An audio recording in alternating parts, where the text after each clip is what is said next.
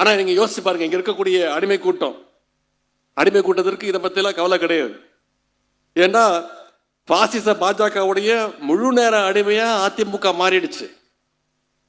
அதுல இப்ப எதிர்கட்சி தலைவர் திரு எடப்பாடி பழனிசாமி அவர்கள் மோடியோட முரட்டு அடிமையாவே மாறிட்டாரு. சுயமரியாதை வாழ்வே சுக வாழ்வுன்னு சொன்னார் தந்தை பெரியார் அவர்கள். ஆனா எதிர்கட்சி தலைவர் திரு எடப்பாடி பழனிசாமி அவர்களுக்கு அடிமை வாழ்வே சுக வாழ்வுன்னு வாழ்ந்துட்டு இருக்கிறார். போன நாடாளுமன்ற தேர்தலில் போய் திரு எடப்பாடி பழனிசாமி அவர்கள் என்ன சொன்னாரு? சிறுபான்மையின மக்களே, இந்த முறை எங்களை நம்புங்க, நாங்க எந்த காலத்திலும் பாஜகவோட மீண்டும் கூட்டணி வைக்க மாட்டோம்னு சொன்னாரா இல்லையா? ஆனா இன்னைக்கு கூட்டணி வச்சதோட மட்டும் நிக்கல.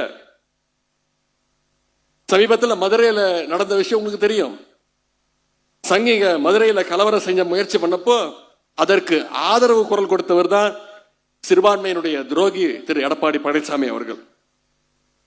பாசிச கூட்டத்திற்கு தமிழ்நாட்டில் இன்னைக்கு ஒரு அடிமை பத்தலன்னு புது அடிமைகளுக்கு வலை விரிச்சு தேடிட்டு இருக்கிறாங்க. ஆகவே இப்படிப்பட்ட பாசிஸ்டுகளையும் அடிமைகளையும் வர்ற சட்டமன்ற தேர்தலில் நாம சேர்ந்து வீழ்த்தி ஆக வேண்டும்.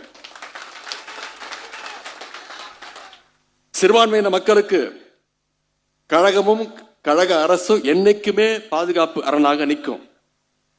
கழகம் எப்போதெல்லாம் ஆட்சிக்கு வந்திருக்கோம் அப்போதெல்லாம் இஸ்லாமிய மக்கள் நலனுக்காக பல்வேறு திட்டங்கள்